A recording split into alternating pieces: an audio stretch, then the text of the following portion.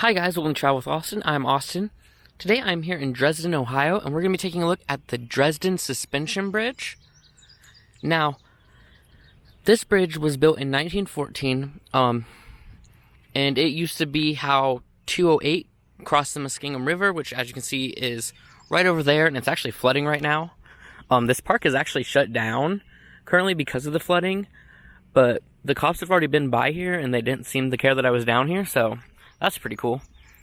So this bridge is an I-bar suspension bridge, and I actually did not know this until I was looking up more of the history about this. This bridge is built very similarly to the Silver Bridge that collapsed in Point Pleasant. So that is very interesting, kind of scary. But was built in 1914. I believe in the 1960s it closed to automobile traffic. And then for a long time, it was pedestrian traffic only. But as of now, to my current knowledge, you can't cross it at all.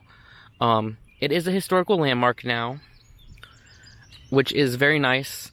And as you can see past it, there's the new bridge that lets cars go in and out to across the Muskingum River. Definitely not as cool as the suspension bridge. And it is very nice that they kept the suspension bridge around, but I would like something done with it, honestly. If they can make it a pedestrian bridge again, that'd be great. Now, I can't cross the bridge, and honestly, I thought that there would be a way just to get up there and take a photo, but I can't figure out how. So, what I did instead was I flew my drone over it. I think I got some really good shots. So, that's really the end of all the history in this video. I'm going to cut away those shots now. I hope you guys like this video. Hope you guys like this bridge. I think it's really neat. I never knew about it till yesterday, and then I came out here to go see it.